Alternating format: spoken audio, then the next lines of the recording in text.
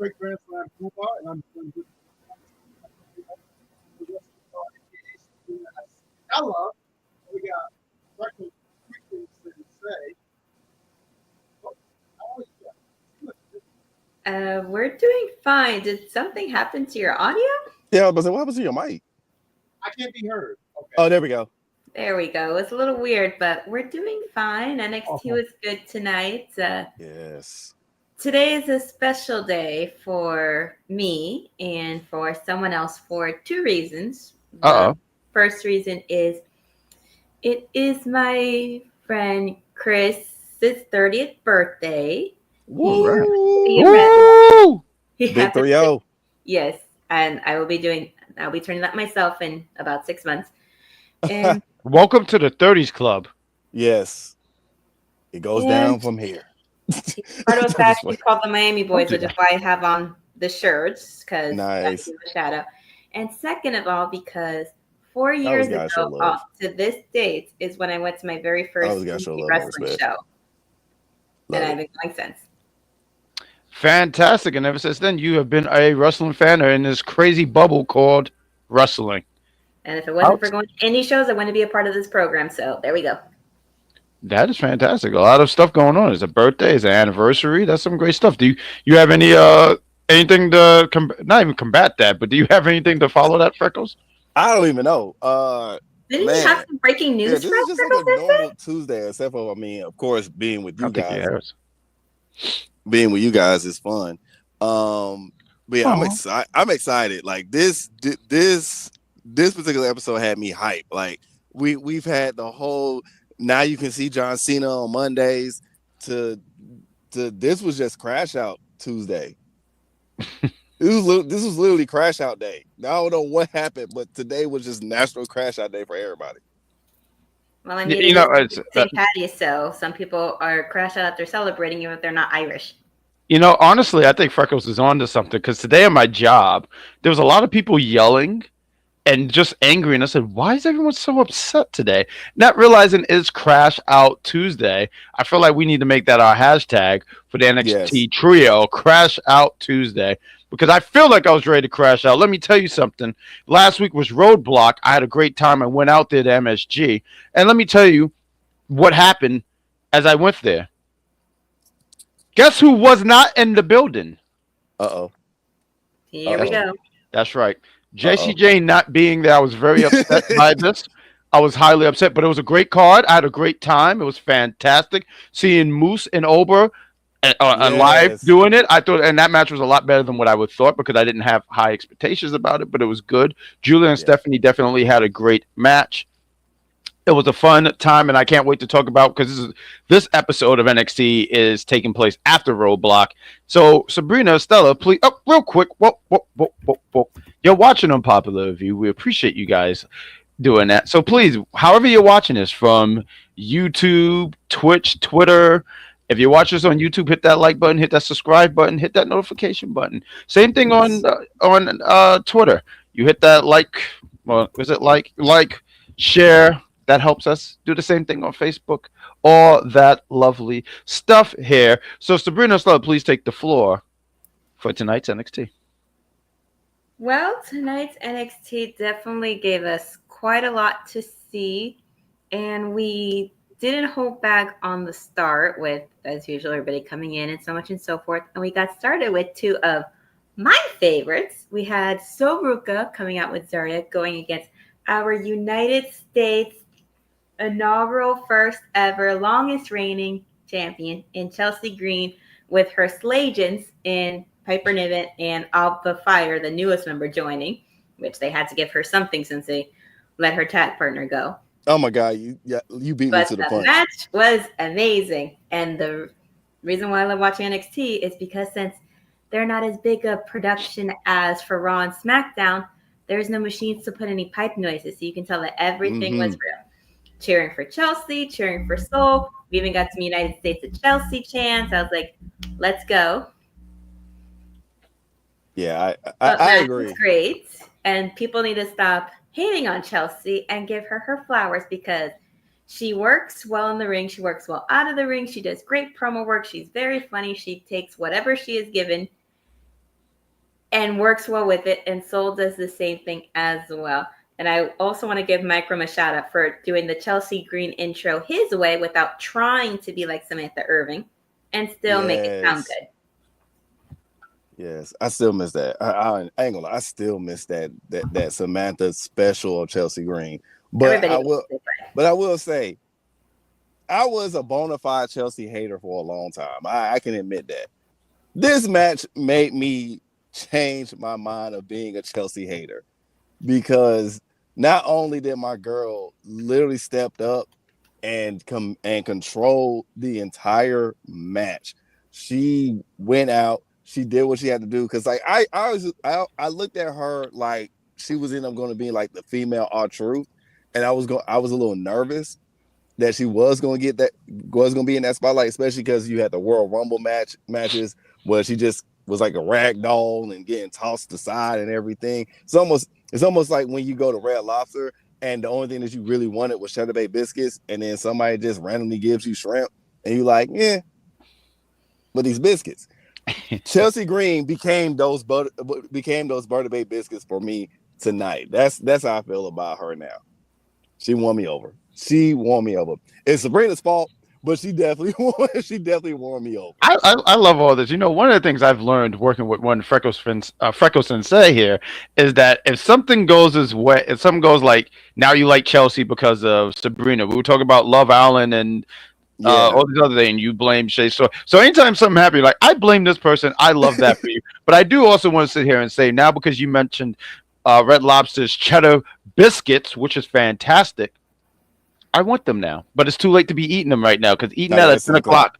Yeah, it's very late. Like and then you lay down. And then you lay down. Store, find the Cheddar Bay biscuit mix, and you can make them at home. You know, I had a friend who told me you can make lazy. You can make a chili dog, and I said, why would I do that? I want someone to do it for me. But to get to this match, it was good. I mean, Chelsea's really good at what she does. She can wrestle. Yes. She knows how to. She have ring psychology, but she really focuses on the character. And I think that's what happens. A lot of people forget, like, oh, she can actually really go in the ring, but she focused on the character. I think she did great.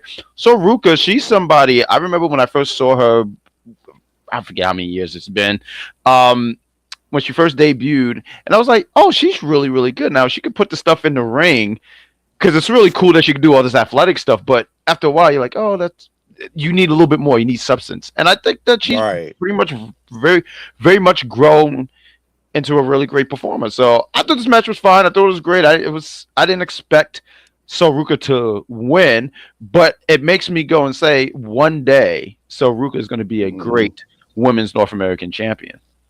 And I could see her definitely doing well. And I mean, from September 27th of 2022, when she made her debut, look at her now.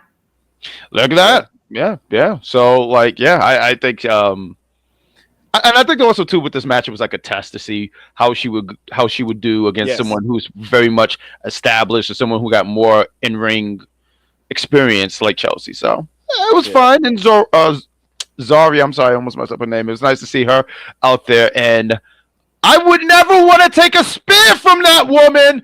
Oh, no. At all. Nobody does. Nobody wants that. There are a couple people I know that'd be crazy enough to do that.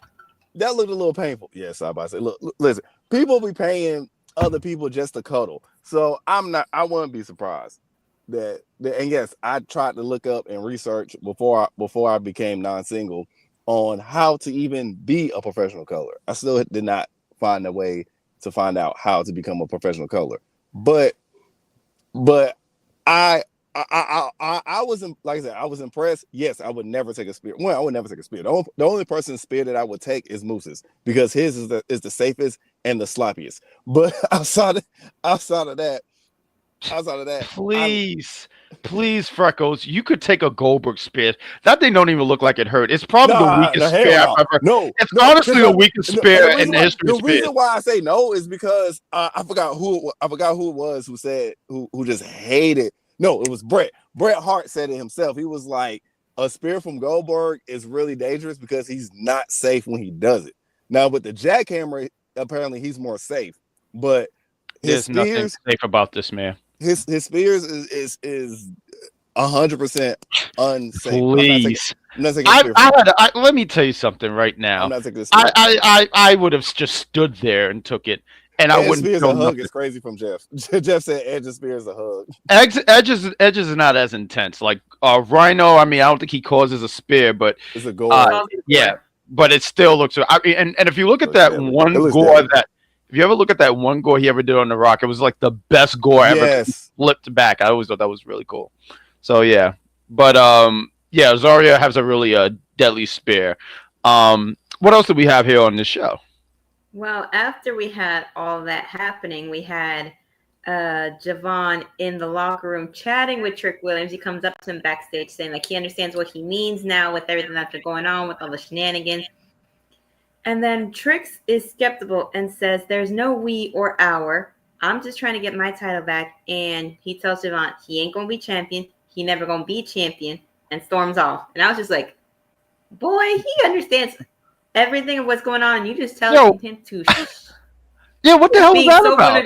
Yeah, you know what? That mess. I was disappointed in Trick with that one, but I get where Trick is coming from. He's really playing the role of the angry black man, and he's gonna be a big heel before we know it. Like he's gonna be a heel again, because once upon a time, and everybody forgot, Trick started off as a heel with Mello. Yep. You know, at first I was kind of getting that was some of his best work. That was some of his best mic work. Now his ring work, Trick's ring work has definitely been better with him being the face and being like the face of NXT. But his mic work when he was a heel with Mello was some of the best mic work I've seen, especially when he was going against Dragunov. The way that he was dissing Dragunov was just crazy. And then after that, we get Lexis King coming up to him and telling Evans that Trick is right. You're probably never going to win the Heritage Cup either. You should just be glad you ain't drinking through a straw again, that you draws back to normal. And he decks him in the face, giving him a why is everyone picking on this kid? Why is everyone picking? He's the because youngest. They see him as young, dumb, and foolish. That's why they see him as young, dumb, and foolish. And I'm just and I'm with you, Freckles.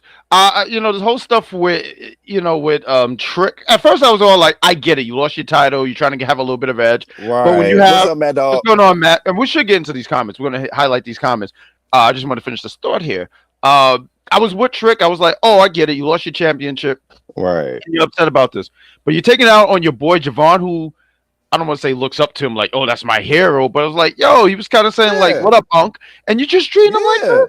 Yo, Trick, you lost me, especially when he's sitting there saying you'll never be champ. Wasn't people just saying that about you last year?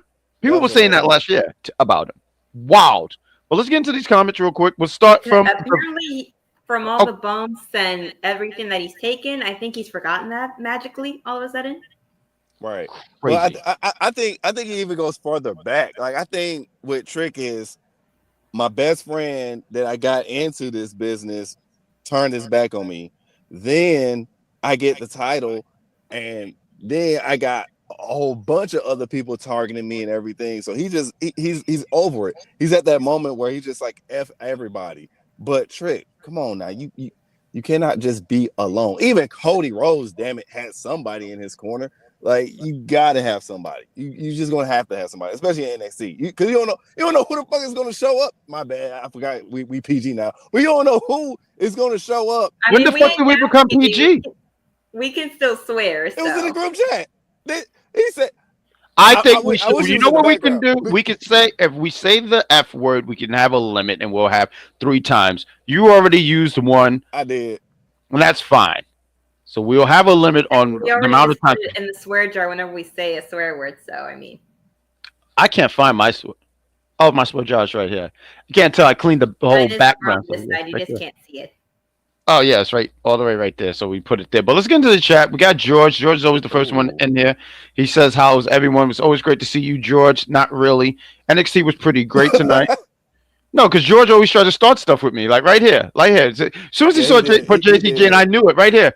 And just to highlight George, because George thinks he's a comedian here, so he's apparently getting ready to open up for Kevin Hart for one of his stand-ups here, because he put the laughing emoji. I'm sorry, George. That's probably the most unfunniest thing all year. Congratulations, you just won your award, George.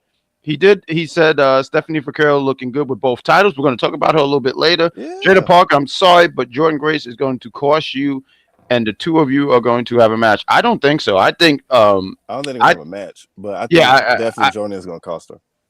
I don't think so. I think Stephanie's gonna beat her, and she's gonna go to I'm sorry, Jordan. I'm sorry, I was blinking there. Now that's possible. That's possible what's going on, but I don't like it's gonna lead to a triple threat, but I don't think so. Yeah, I hope it don't, because I'm tired of the triple threat skit. We got that, like I said, we got all of that on the main roster. We get it for WrestleMania, just like we got it literally 6 WrestleManias ago.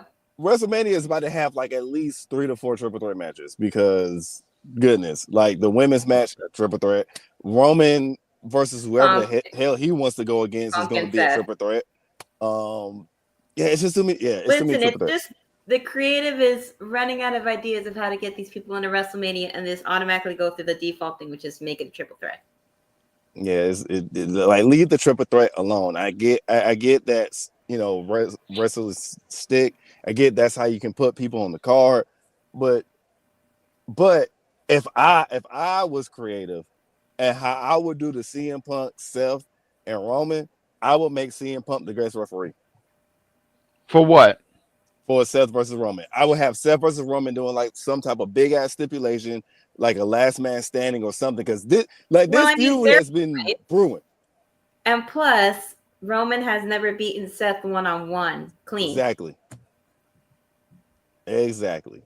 And plus, even if Punk don't like Roman, Seth don't like Punk even more, so he could probably. Yeah, I'm about to say Punk hates Seth more than he hates Roman.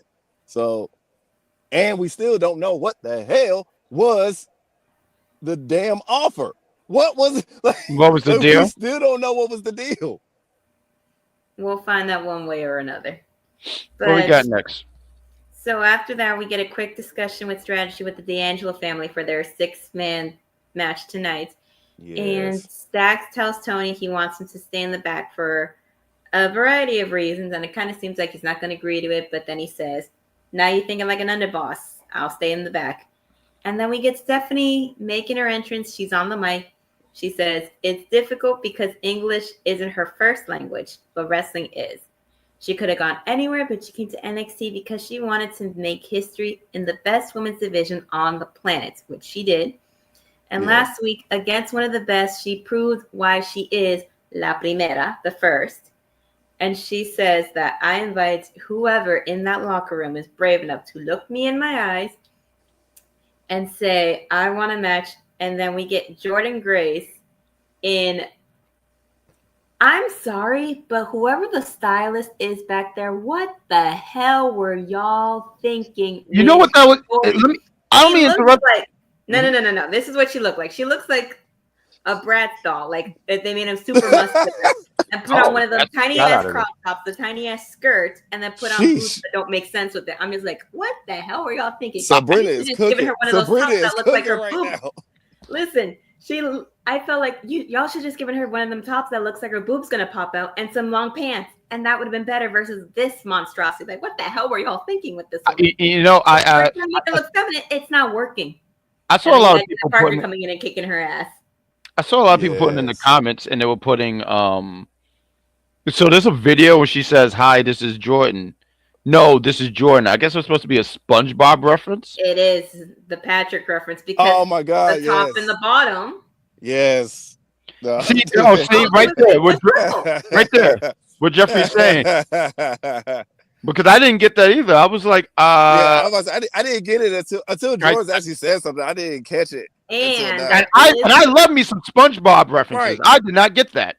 And there is like an episode or a scene where you see Patrick in like fishnet tights and like tie-dye boots. Yeah, that was the SpongeBob movie. And I kid you, I think when I watched it, my mother walked in the background. I said, I didn't do this. See, every time it be some suspect stuff that we watch, that's when our parents shows up. Like I could be watching. It's always at the worst I could be watching anime. I could be watching something like Demon Slayer or like Jujutsu Kaisen, and I'd be like, no, it's a whole bunch of fighting. It's emotions. And then next thing you see is sex. It's like, I can't explain this. Well, you don't see that in Demon Slayer, so. Close. It was kind of close because, especially old boy with the 3 women I forgot his name. With his 3 wives. Yes, with his 3 wives and everything. Like three wives. It was arranged marriage, but we'll discuss that another day. Anyways, after all that, we get Jada Parker, who comes in something simple, which is a black bodysuit, cropped army jacket, and some sneaks. And I mean, she can make anything with 5. She tells Jordan that don't work like that, and she's taking her own shots. She punches her and knocks her out. She congratulates Stephanie and tells her to bask in all her glory and to enjoy the pictures and the personal appearances and being a double champ. Because it ain't gonna last that much longer. And you said that you wanted your next opponent to stare you in the eyes. Well, here she is. Bing. I will say, because Seth is saying some stuff here, and he said honestly thought Stephanie was going to vacate the North America. I did too. Same.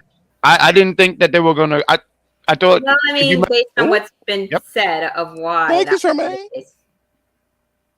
Oh yeah, you want? Let's highlight that for you. Yes, go ahead, Mr. Sexy Man. Yes, I take that. See, this gives me another reason why to say that the war show is coming up, right? We're gonna add. Well, it's gonna be some time. We're gonna add some categories. We're gonna add best looking host. And it's gonna be me. I'm sorry, Freckles. Freckles, right now you're talking a lot of nonsense right now. And honestly, you have just misled those people. How do you sit here and say any of that with me right here standing before you? I am the definition of beauty. It's coming soon. I say it's coming soon. It's not Well, coming. that sounds very uncomfortable. I am very scared of what's happening. Anyways, blame me. See, y'all are turning into the rated R review. Moving on, we have Hank and. Well, no, we're very kid friendly. See, I got a Disney guy. This is the guy from Mulan. Oh shoot, it really is. No, it's not. From Beauty and the Beast. Come on, work with me here. But let's go. We have Hank and Tank. They're firing up, saying that they hit hard and they hit first and they hit hard. And they're basically saying, like, with the advice and everything, they're getting hyped up for their match, which is against Briggs and Inamura, which match was good. I don't have any complaints about it, but I was just thinking, they broke up Briggs and Jensen to inadvertently put them into separate tag teams. Like, you tried to make them solo stars, but then you realized it wasn't working, so you just put them as tag teams again by default. Well, you know that brought them back together. You know what I think? I don't think they had any direction when they split them up. Out of all of them, I feel like Fallon Henley has been the most successful out of all 3 of them. I think they had visions for Josh to be like run on his own and be this big single guy. That didn't work out, and I just don't think there was any direction when they split them up. And you can't put them back together because Briggs is a face technically, and then you can still work that. I mean, they've done that plenty of times in wrestling where they broke people up. Jensen has turned into the first victim of the culling. Yeah. Stupidest name since the no quarter catch true. I said it. She did, and she drinks a silver mug. I am drinking what is called the Cuban equivalent of Coke, which is called Iron Dip. Oh, really? Yes. I did not know that. Well, that's basically what it is, and it is delicious. But I agree with Seth because I felt like I was saying this before too. But Public Enemy, I do get Public Enemy vibes totally. Jeffrey is saying, "Oh, we don't need an explanation." I will give but they could. I want. But you could just really just put. Hold on, give me a minute here. Hold up here, Charmaine. Sweet Charmaine, she's saying some things here. Ding dong, you rustling bad guy Jack, Big Daddy. You all look good. You just look good tonight. I guess that's for you. You look good tonight. That's very nice. Well, Charmaine is first of all, very nice. I appreciate it. I appreciate the sweet comment. The fuck is texting me like that? You popular. No, I'm not. I'm in a fucking group chat and Go ahead. I'm sorry.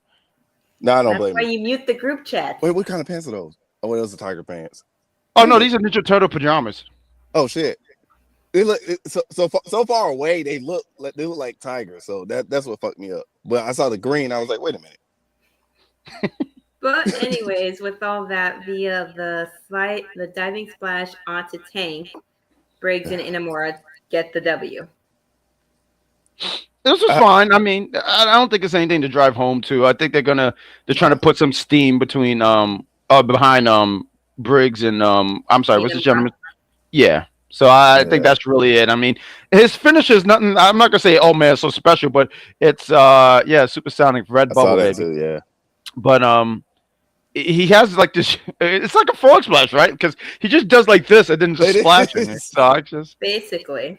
yeah. But So like it's fine. I hate how much I love Hank and Tank for them to end up basically being heavy machinery 2.0 at this point. Like I wish there was some direction for them, but it sucks because I can't really see the direction for them.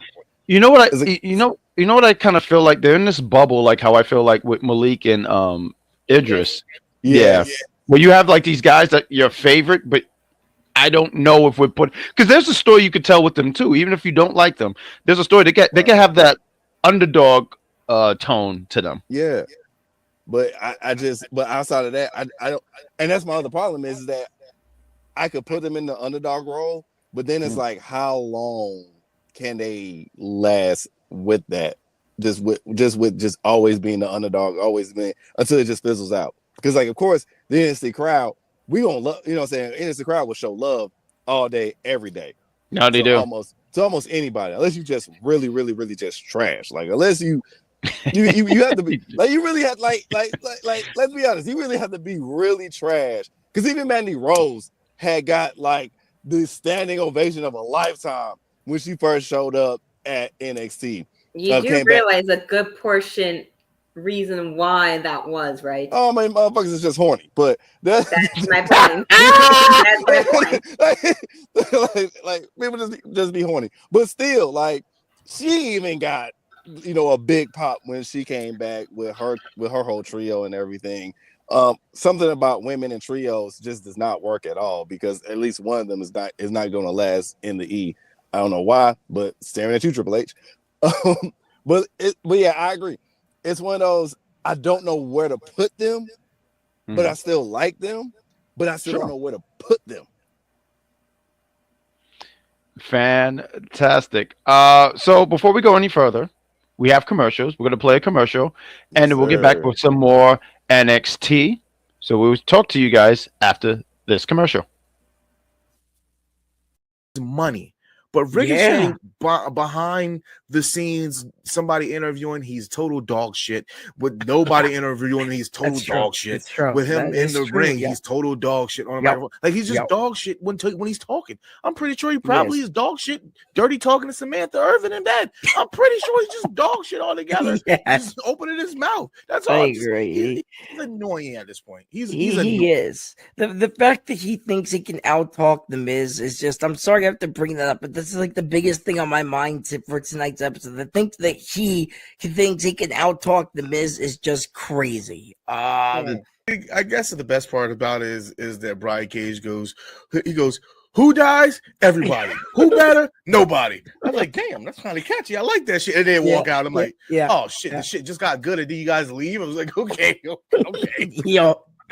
It's God, man. Read these names, and I'm just going to say the names off, and you just tell me if any one of these sounds like viable opponents. Preston Vance, Jack Jameson, and fucking Griff Garrison. I didn't even know this was a stable. They're called the Frat House. I didn't even know that was a stable. I swear, I watch wrestling every week, and I didn't know that it was a stable.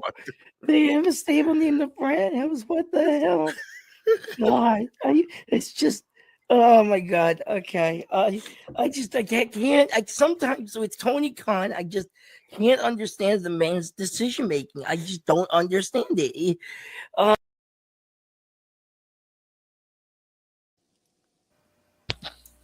Those were the gentlemen from Saturday's Collision, AEW Collision. So please check out Mad Dog, Matt Kelly, and Z the Silent. They review Collision, and also too for Z, because Z is, that's kind of the Z block on Saturdays. Because earlier in the day, he's on SmackDown with Vic, and Yeah, so please check them out. Please check them out. Now I do. Shouts out to Mad Dog because he's definitely in the rising superstar on the list of UPR. He's been doing his thing. Has. We love you every time. He's like UPR's media blog person. Like for people that love NFL, you got people like Adam Schefter. Mad Dog is like our Adam Schefter, and we love it. Mad Dog is awesome. He's fantastic. I mean, he does a lot of great work behind the scene, on the scenes, and shout out to Mad Dog. I wish I could say something nice for Z, but I saw a comment that he made, so I can't do it because then I would break out in hives. So I'm sorry, Z. I'll say thank you for doing your best here, Z. But I'm sorry. I'm catching a cold. But I did want to touch on this one last part though. Because I did see that tweet where Ricochet said he would dust Miz on the mic. Now I know he was for that. I know he was in character saying that. Right. I know he's a character, but everybody knows that there's very few people who can out-talk the Miz on the mic, and Ricochet. No, Miz is a fantastic. I mean, you got to realize Miz is actually really good. Like he's really good. But I do have a reaction for when I read that tweet. Is everybody ready? Here's the picture. I was very confused by all of this. I had no idea Ricochet could even say such a thing. I found this picture today, and I said, I'm going to utilize this for any time I'm annoyed with something. So shout out. Eric knows how much I love Ricochet, and I will defend his in-ring work, but I cannot defend his promo skills and some of the things that he says. Because even then, why? That was wild. That was Did Riddle give you some of his devil's lettuce before both of y'all got let go of WWE? Because what the hell are you smoking? No, seriously, because I don't know what he was thinking with that. And I love Ricochet. I've been a Ricochet fan ever since Prince Puma days. But dog, that's been like your biggest crutch is mic skills. And I've been trying to defend him, saying, well, he's just the corny, upstanding guy, and I'm a little corny, upstanding guy as well. So I get him. But nah, that was just a reach. That the saying that you could beat the Miz. The Miz made Daniel Bryan break character. It's not that many people that gets on the mic and makes Daniel Bryan breaks character. I got 3. That one with Daniel Bryan. That one time he won against John Cena on the mic, I was like 2017. Now I'm not going to say he beat John Cena, but he stood there because Cena's a good luck. And I'm glad that Jeffrey mentioned it. But the one with Enzo, he really pretty much he buried Enzo. Yeah, he did that very well. He straight up buried him. That was just ugly. Well, speaking of corny, we have Eddie Thrope walking into the locker room and he gets upset that everybody's leaving. Meanwhile, he goes up to Ridge Holland and he says that no matter what they do, they're not accepted. Ridge Holland says he's right and complains about Ricky Saints taking the shine, calling him a shiny new toy. Eddie says Ricky is a sports entertainer, just like Trick Williams. And then they're just like saying like they should be working for their dues and like put in effort and not just be a sports entertainer, blah, blah, blah. And I'm just thinking, last I checked, Ricky was an indie wrestler who got signed onto the rival company and then came over here. And there's a couple of y'all that did the very same thing. So why don't you get in their faces and talk to them about it? Why don't you go get in Ethan Page's face and talk about it? Because he came from that company and he put in his dues as well. Why don't you get in his face about that then, since he's supposedly a sports entertainer? Yeah, I see where they was trying to work with that because Ricky, I do see Ricky being more, even though I've seen his indie work also, but I always looked at Ricky like he's more entertaining than a lot of actually all the AEW people that transferred over. Because I mean, Ethan Page, yeah, he has the look, but he really don't have the charisma. Ridge trying to say that you know what it is. No, we know what it is with us versus you.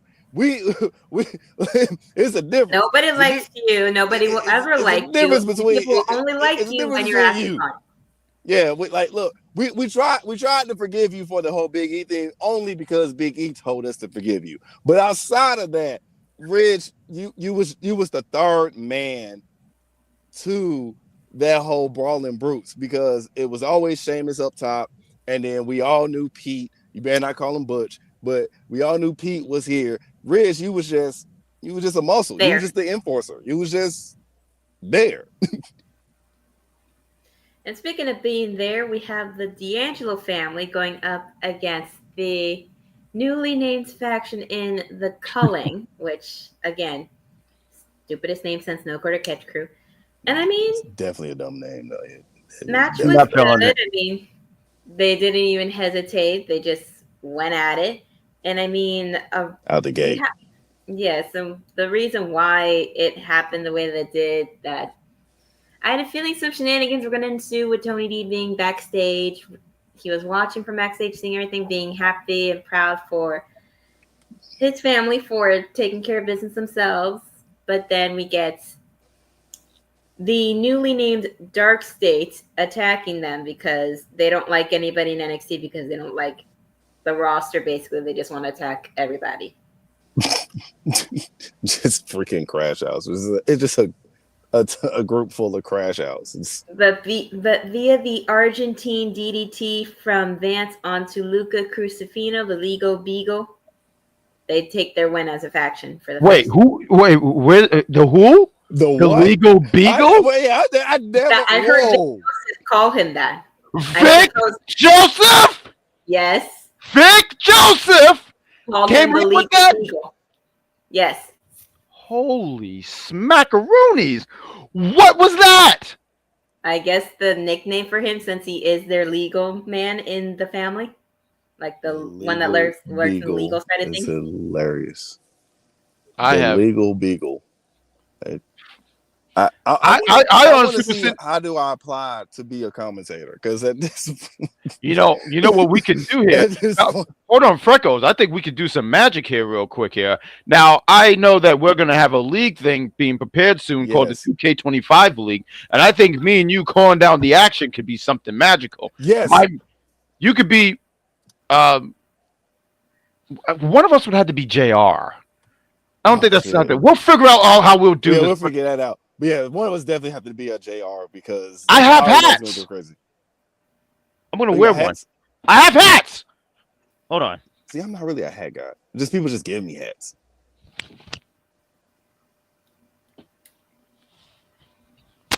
Let's do it. Let's freaking go. This is my commentary hat. I love anyone for that one.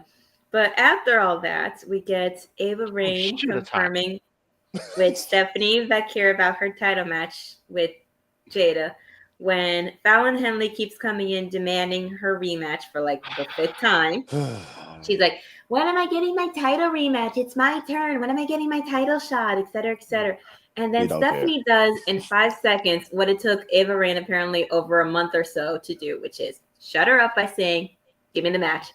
And then Ava's looking at her like she's crazy. Like, you sure? Because Fallon says she don't want to wait till Stand and Deliver. No, wait, that was Jada, but I think Fallon did too. She didn't want to wait either. So next week we get Stephanie defending the North American title in the beginning. No, that's main eventing. Yeah, that's what I say. Main eventing with that, and then starting with Miss Parker, which we all know is going to make Dice a very, very happy man. Dice will be very, very happy. And I saw your comment, Dice, but I'm not paying you any mind. You can't claim every doggone. You can't claim every person. You can't claim everybody. Like he hasn't claimed everybody. You already got yours. You already got yours from SmackDown. You got your shaved head queen. Doggone it, we got our GTA Vice, Sexy City, and Jada Parker. I love it. You claim her. I claim Stephanie. I think honestly, this could be settled. Freckles, Z, ladder match, and winner takes all. Winner takes Jada. Absolutely. Winner takes their dibs on Jada Parker. That's what it is. And don't worry, Freckles. I will be in your corner managing you. I will sit here and make sure that you do take the team NXTrio. Let's go. Sorry, Z, not really. Yes, Jada on a pole match. Book it, because I would actually like to see. Anyway, next. So next we get JC Jane versus Carmen Petrovic. And of course, JC comes out with Fallon and Jasmine. Yep. And then we have Carmen coming out with Ashante the Adonis. When did he cut his hair? Yeah, his hair does look shorter. Yeah. Like, when did he cut his hair? Listen, I already said it. I'll say it again. I don't know when that man cut his hair. I don't give a damn when he cut his hair because I still don't care about him. God damn. Listen, Jesus. I mean, Vic and Booker were going back and forth about the romance thing between the two of them. Vic is saying how Ashante's going back to school, getting his biology degree, saying that Carmen's good Good input. for him. Oh, actually, And badass. Biology is tough. And then he made a Sabrina Carpenter reference by saying that Carmen said they have good bed chem. For anybody who's listened to that song, Oh, she got that espresso. She got that espresso. Wait, what's bed comp? What does it mean? Is like the cover? Does it mean bed chemistry? Like they have good covers? What are we talking about? More so the fun happening under the cover. You ever heard of this? Under the sheet? So you ever heard this great legendary song? I know Sabrina probably don't know this, but you ever heard this great legendary song by the Izzi brothers called "In Between the Sheets"? Yeah, that's basically what it is. So yeah, they're warm. Nah. Well, they make it warm. Well, they make because it warm of the body heat, and they hug each other. And what's her name? Oh my God! Okay, hugging, oh, totally got it.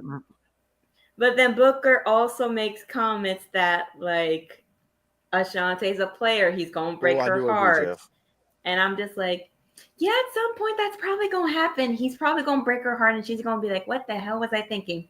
Being with this player." I still don't care for the storyline of the two of them. All I know is that it resulted in this one being happy with the rolling elbows, standing with the every bit of encore. Oh yeah, JC taking the W. JC, I mean, honestly, I'm going to be honest with you. I don't even think that JC's lost all year. I think JC right now should go for one of those championship goals right now. Yeah, I don't recall her ever losing. So I think right now she has a lot of momentum going. Let's get this popping. Her stand and deliver, and her taking the Women's North American Championship, because I just don't see Stephanie doing that. But I'm going to say that I don't see Stephanie doing a 2 belts thing for. Oh no, she's definitely dropping that North Women's North. But yeah, let's go. I love it. That Ashanti did pull out a chair and slid it to Carmen to try to get revenge on JC for what she did to him a few weeks back. But then Carmen was like, "No, I ain't gonna do that." And I don't blame him. Yeah, and you know what? Yeah, and I agree with this. Right here, look. He took a chair shot for her. I mean, he deserved it. And he was like, "Here, hit this woman with the chair," which I was glad that didn't happen. And she. Oh, look. Oh, no, I don't want to do it like that. And then she got freaking dominated. Good stuff. Love that. I love when justice is handed. # justice for JC. And, right now, I know that they're on the outs. And right now, with Ashanti, with them arguing, he's going to be eating cold oatmeal and stuff like that. But I kid you not, my boy, things do get better. I sit here and go to Bed Bath & Beyond and buy a candle. And I promise you, stuff get good. See, you're a man of class. You get that. Absolutely. Good job. Especially the blue one. The blue flannel one. Oh my God. That thing is strong. Like the scent would take over our whole entire house. Oh, that's lovely. I love fantastic. I love that. And I just saw Z said that he has a big 3. I'm sorry, my boy. You got to pick another third. Like, no, I love you, but no. I can't. Jada, listen. We already had this on our top 5 women's wrestling crushes on here. With you two going back and forth at it, we don't need it happening here. And no disrespect, Freckles, you had a great list, but Sabrina won. No, he's only saying that because on my list. That's why I had Team Thickness. I had Megan Thee Stallions. I had multiple Megan Thee Stallions. Wait, did Megan Thee Stallion get cloned? How do you have multiple Megan Thee Stallions? I mean, look at the list. Each and every one woman that was on my list has the same build, besides one, of Megan Thee Stallion. If you think about it, you put Megan Thee Stallion. You put Bailey on your list just to piss. Okay, I thought that was fantastic. By the way, that was just being spiteful. That was just. I love that pick. I gladly wasted my pick because I was like, wait a minute, I got the second pick and he didn't pick. Oh, I'm about to piss him off. That was carry on. What was the very next thing? And I see you, George. Go ahead. I'm sorry. We get Hank and Tank trying to figure out their next steps. Trying to like maybe they should take some more advice from other teams, and then Wesley, Tyreek, and Tyson all roll up to make fun of them and try to tell them to stick to what they're good at, which is clearly eating contests and not winning. I'm just thinking, and we were all thinking this. What the hell have y'all done? Bro, who is we? Yo, when Freckles lost when y'all went against the Rascals and Ace Austin. So, as much as I love Wesley, and he was my number one on the top men's crushes, which some of you can find the video because it's gone from our channel. No, but I respect. I can't defend you for this one, Wesley. Your boys haven't done nothing, and you've lost a lot.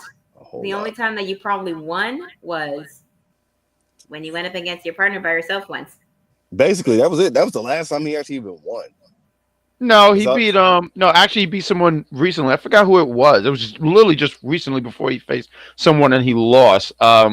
Jesus, I forgot who it was though. But that was his last win, and that was in NXT. I just forgot who it was though.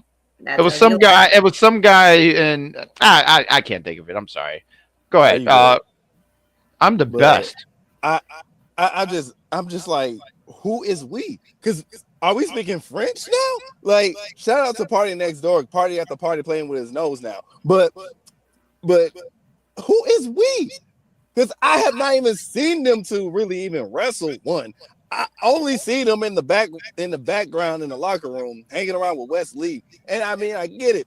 It's Wes Lee. But just like the great Cat Williams say, you have an unmatched loyalty to losers. That's a hell of a line.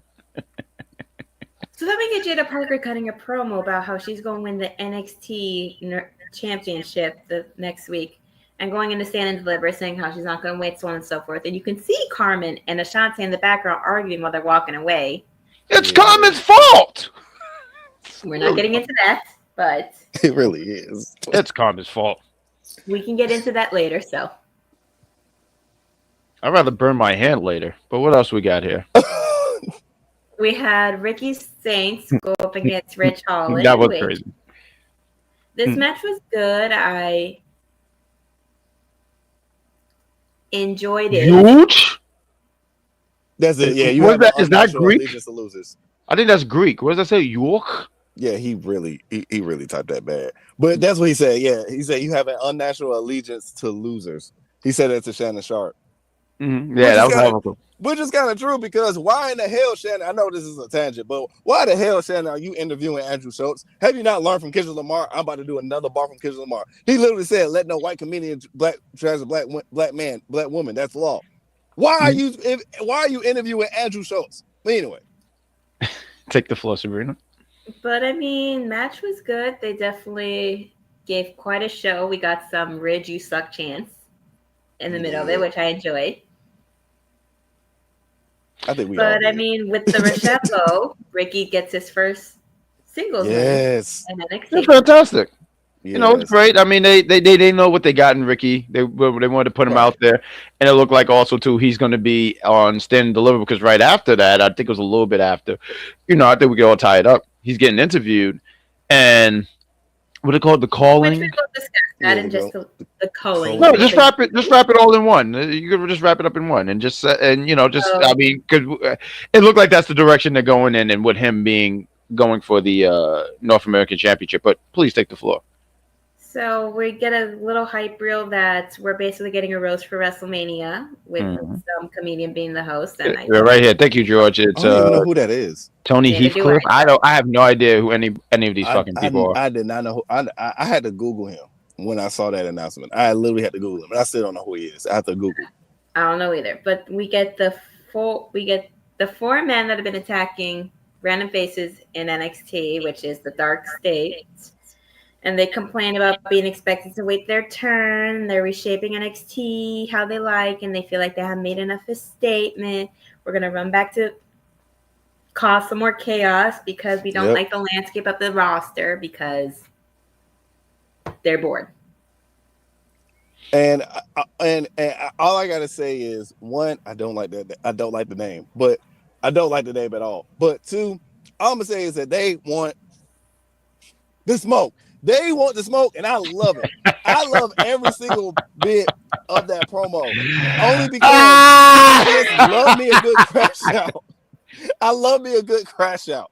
I love me a good crash out just to do it just for the heck of it. Yes, give me that. I don't give a damn about my reasons or nothing. I'm bored. I see people getting shine, and I want to take that from them. I love it. I love a good hater. You need a good hater once in a while in your locker room. And they are the biggest haters. We had that with Retribution, we had that with Nexus, and now we got that with them. Hopefully they do better than those two combined, but we'll see. Just to highlight real quick, because I agree with you, George. I mean, Jeffrey, I don't know that, but he said Sean Spears transition. Yeah, he's not meant to hold the title long. It's like he's holding it just to. He's only just to hold it. Because George put up a comment explaining what is with WWE and bringing people in who have said and or done horrible things that you decided to bring them into work. You bring in the comedian that said that Puerto Rico was a trash country at a Trump rally in New York. You know how many Puerto Ricans watch the product? You know how many in the product? Like we're gonna ignore what happened. You're gonna ignore what that man has said, but then again, they do ignore what Logan Paul has done and still have him in the company. They don't have anybody chanting for him to please retire, to please get the hell out of here, to please quit. We get that with Tessa Blanchard, but we don't get it with him. Wow. He might have said and done some horrible things too, but so has he. Yeah, I think he went even a step farther. He's worse than Tessa, in my opinion. Oh, everybody knows that he's worse. I mean, the man went into a forest in Japan, notorious for suicide, pointed a camera at a body, and made fun of it for like 15 minutes. He's banned from the country. And one of the he's getting banned from Egypt. So he's going to be banned from 2 countries in the world. So how are y'all going to make him a world champion and travel around the world if he can't go into 2 countries? He can't travel the world. He can't travel the world. He won't be able to travel the world with how much he's getting banned. And I'm going to say is the day they make him a world champion, I will stop watching the product. I said it. Fun fact, not really a fun fact because it's suicide, but fun fact, I didn't go inside the forest when I went to Japan, but I did see it. And yeah, I see why it's called that because I would look for 2 seconds and be like, nope, I'm not. I wouldn't even look in that direction. It's a real gloomy, dark presence when you get right there. Like everything, and it's so funny. It's so interesting because almost all of Japan is like just vibrant and colorful, and this and the third. Part of it is vibrant and colorful. Part of it is very historical, and then you get that forest. Yeah, then you get the forest. You're just like, oh damn. But we do also get the Ricky Starks interview. He's getting talked to by, I can't remember her name, unfortunately. He says that this is stand and deliver season. He's going to deliver on all his promises. Then the Culling come in and they tell him that the revolution that he's talking about is here. He doesn't measure up. And he's basically saying, like, why the hell are y'all treating me like this? Like, do none of y'all like me just because I'm an outsider? And then Izzy Dane gets up in his face telling him that he doesn't measure up. And he says, I always measure up in the right places whenever necessary. And Sean Spears. Bars. 3 of them get in his face. 3 of them leave. Sean Spears gets in his face, kind of like reiterating they used to be in AEW together type thing, and then walks away. I mean, cool. Ricky is there because he has bars for days. Like, he can go in the ring. Well, Ricky really do be having bars for days. He could talk. Like he can talk. I mean, there was a reason why he was the FTW champion over in AEW for some time. For a while too. It was a good long run. He held that title hostage, but that's also because he was on Team Taz. But we do get the main event in the NXT Underground match with Eddy, Thrope via Trick Williams. Which, I mean, match was good. I thought it was gonna go on a little bit longer. Same. But with how they was doing, especially that spot where Trick ran out to go after Eddy that was lying on the ground. Eddy rolled out. He just slammed on that floor. I was just like, damn. Yeah, this was brutal. This was a brutal match. I mean, he literally TKO'd Eddy Thrope. So Eddy now has a loss in NXT Underground matches. Nope. Just straight up. I mean, straight. And what I loved about that moment, that spot, was because I'm a huge UFC fan. He wasn't like regular punching. He was hammer fisting. When you hammer fist somebody, that's like the entire face. Like, you just punching somebody, you hitting the spot. You hammer fisting somebody, That's the whole entire side of his face. So not only your brain is concussed, you got a bad messed up eye, half of your nose is messed up, your lip is probably cleft or whatnot. It was just all bad. It was all bad, but it was all good for me because I'm a huge Trick Williams fan. I needed this moment for him, and I loved it. I wish it went on a little longer, but as Sabrina's going to continue with it, I see why it didn't go as long. Yes. Well, you know what it was? It was they have a hard stop at 10 because the news comes on. I don't know that elsewhere, but like here they do that. I felt like the match was what it needed to be. Trick was trying to get his edge back. He was going to beat Eddy Thrope, and yeah, I just wanted to throw that out there. It was everything you needed to be for Trick. It was a perfect setup for Trick. Mm-hmm.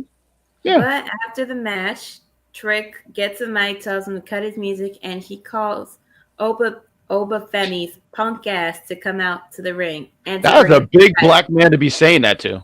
Yeah, that's bold. Yeah, that's wild. But I mean, Trick is a big dude too, so it ain't like. I mean, they up, they look each other in the eyes, but the lights go down, and then you get the Dark Slate in the audience. Javon gets in the ring, which I wasn't sure why.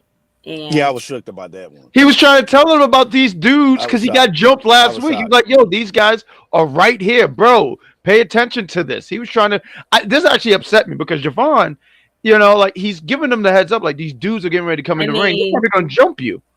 I didn't know at first why he was doing that until Vic was the one that pointed it out that these guys had jumped him before and he was coming in to warn them. Yeah, literally. And then Trick and Oba start brawling, and Javon gets back up and he starts beating up Trick, and then he starts beating up Oba as well. And then out of nowhere, you get an ace crusher performed on Oba by Javon, and they stare down each other as the Dark State stand in the crowd, watch and see the chaos that they started, that they ensued that night without even getting in the ring and doing anything this time. That I don't know what that name is about. Like I feel like when I play Mario RPG, these are just a bunch of guys ready to just get in my way. Or I'm just waiting for what do you call the Dark State and just State Farm fights them. I don't know. I mean, this name, it's not hitting for me at all. I mean, and I hate to be that guy, but to call this faction the Dark State, and then the main key speaker is a dark skinned dude. It's like it's just all bad. It's just all bad. I mean, they got two dark skinned dudes in there, so. One of them is I believe Jeffrey. I mean, it was real before, but Dion, he's one of the guys. He gave up his he gave up his glasses, and now he's a thug. Now he's not reading books anymore. What he should do is when he kicks someone's ass, he reads some really high literature to somebody and be like, "Now that I've beaten your ass, let's talk about Shakespeare." I think that would be a hell of an ass whooping, but Jeffrey saying he thought Dion was the leader. I don't know who the leader is. Maybe it's going to be one of those where it seems like there is no leader, but there is a leader, and it is Dion Lennox. It's going to be revealed as Wade Barrett. Wade Barrett is going to say, like, I know I failed with the Nexus, but I'm going to just... Listen, Wade Barrett can just sit on commentary and make me dislike him on Fridays. I don't need to see him on my TV on Tuesdays again. Oh, man. I just hate annoyed the hell out of me when I started watching NXT. I was like, I do not need to deal with this. And I love Wade Barrett. You don't like Wade Barrett? Wade Barrett's fantastic. Like I said, I just don't like when he I'm not big on the heel commentators. I'm not big on the ones that have to you are going to and make excuses for them and make up pathetic stories on why they act the way that they do. There are very few times where they make fair points, but because Corey annoys the hell out of me too. He annoys me, but then it's like he comes back with facts. It's like, dang, I would trying to argue against his takes, and I'm like, crap. Wait, he makes sense. I disagree, There's only one but it makes sense. There is a difference between Wade Barrett and Corey Graves that I can tolerate Wade just a little bit more. He doesn't drool over every single woman on the rosters that he works. That's fair. That is fair. Before he was drooling over Carmella, which wasn't his wife before, became his wife over time and was drooling over her. And now that whenever Chelsea gets in the picture, he starts drooling over her as much as Carmella. And I was just like, I was a little grateful that Corey Graves was on an 18-hour flight from Spain to come back here to America to not be on my TV this week. And I would know that it's about an 18-hour flight because I've been to Spain before because I have family over there. Oh, fantastic. Yeah. Although we went in April when it was cold, and I will say I'm never doing that again. 18 hours. I don't know if I can do 18 hours. I can barely pay attention for 18 minutes. Well, that's why you can sleep through most of the flights, though. This is true. I definitely have to say sleep aid or something like that's this. So I guess that's everything on. George wants me to comment about Tessa wearing braids at Sacrifice. Listen, she's a heel. She's getting the heel heat. People are telling her to leave, to quit. She's doing that for the heat. Yeah, she is. Now I ain't gonna lie though. When she was trying to talk Spanish to in that moment, I chuckled a little bit because thank God I didn't see that. I would have read her for filth for that one. I thought she was just reaching. I thought she was like trying to reach. I thought she was trying to like do. You would think she was trying to be Tasha Steelz.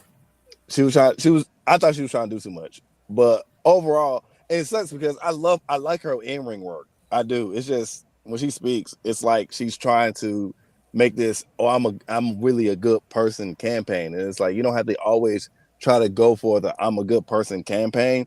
Just be a good person. Like you don't have to like, see, trust me. No, just do your actions. Your actions be lying the words.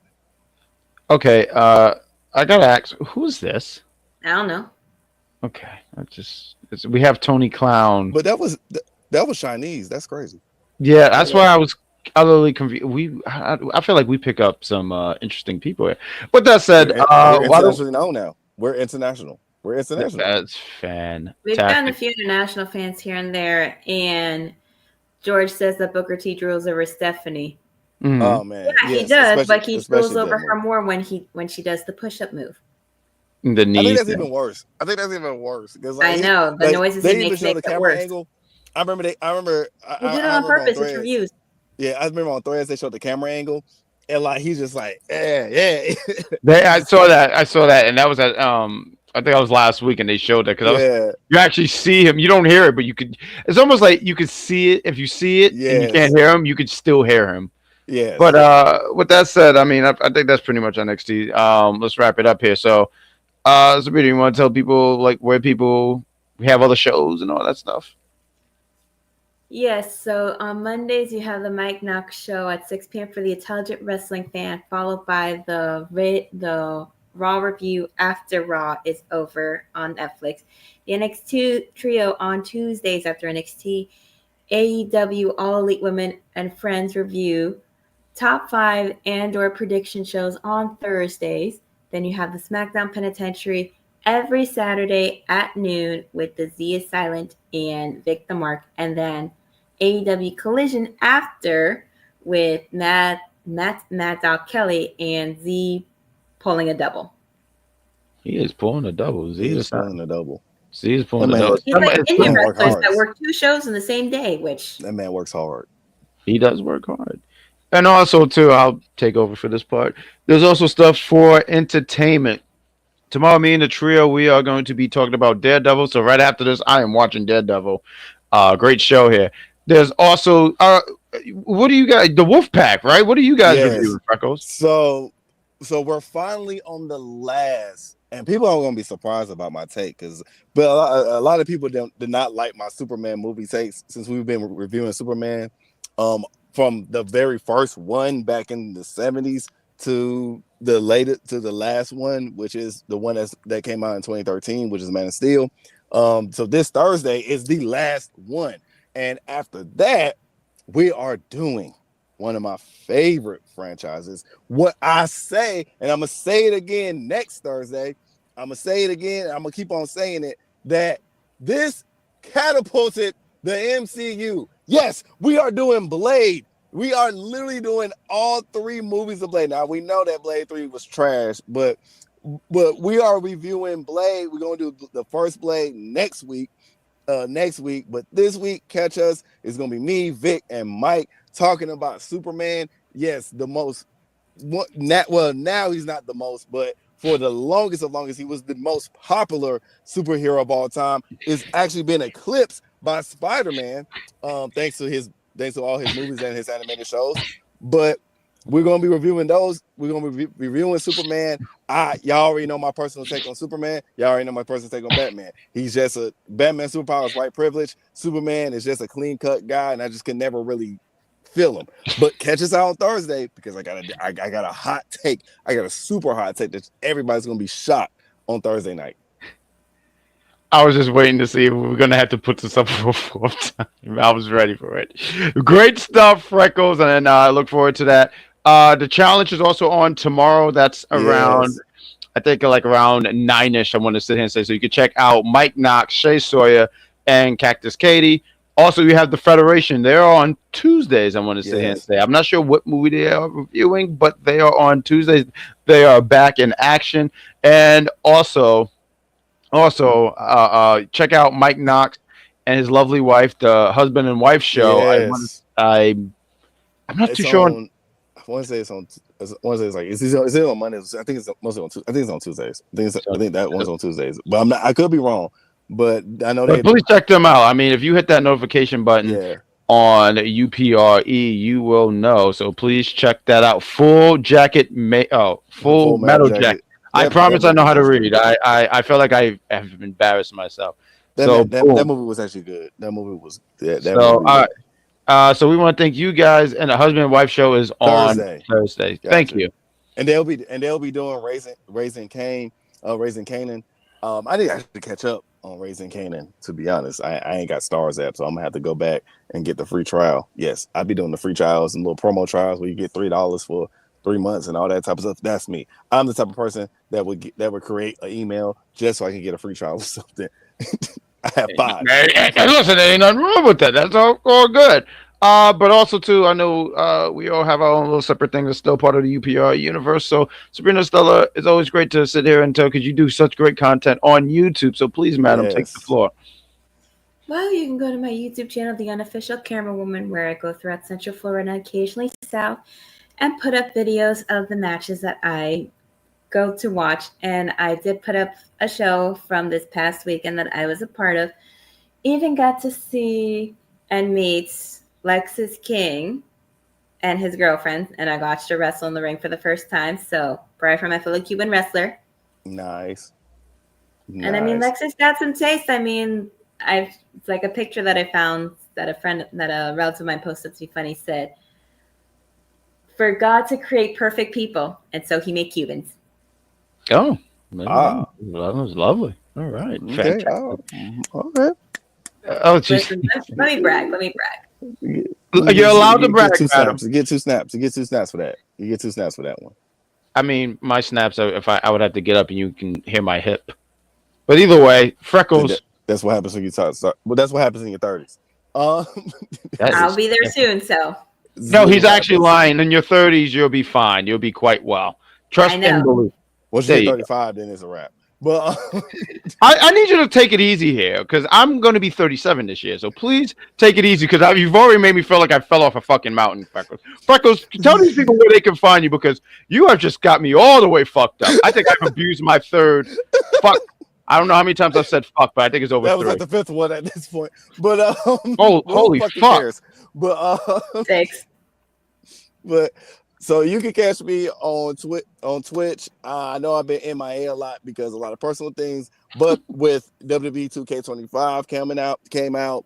I'm still doing Marvel Rivals, and ourselves on UPR is gearing up for the tournament for 25. If you think that you was that you can be a great booker, if you think that you can be like I ain't gonna say it's the other one. If you think you can be better than Triple H, if you think you can be better than the guys on TNA, if you think you can be better than Tony Khan, then prove it.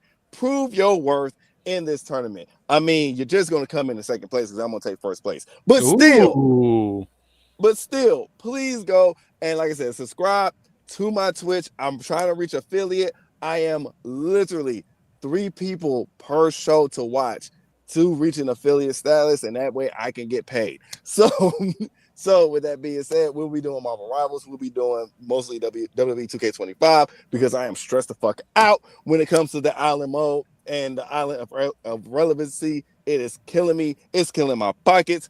2K should be ashamed of themselves for charging so much for a damn shirt when it comes to this type of stuff. But it's 2K. What do you expect? But that's all you got from me for right now. Outstanding stuff here.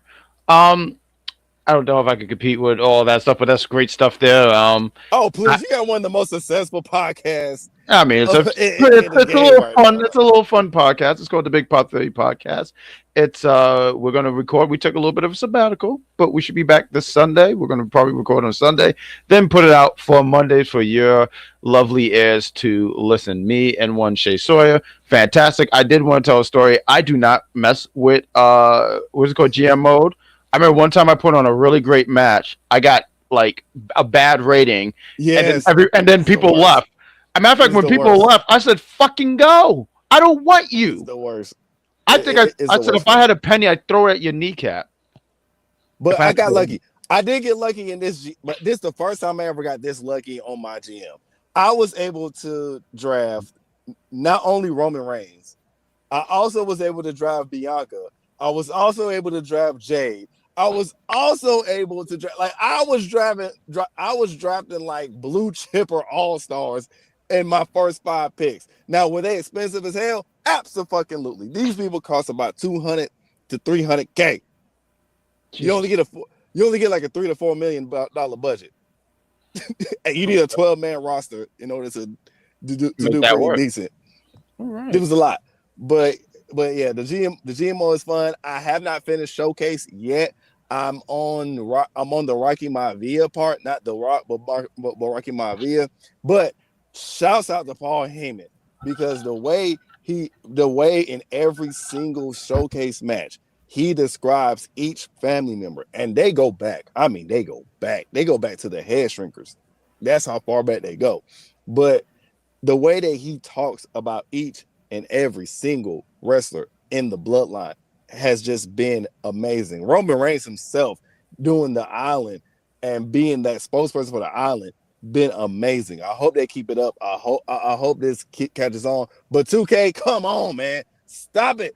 I know we in America. I know this is capitalism, but damn, I should not be paying $20 for a damn John Cena shirt that's virtual. I agree with that.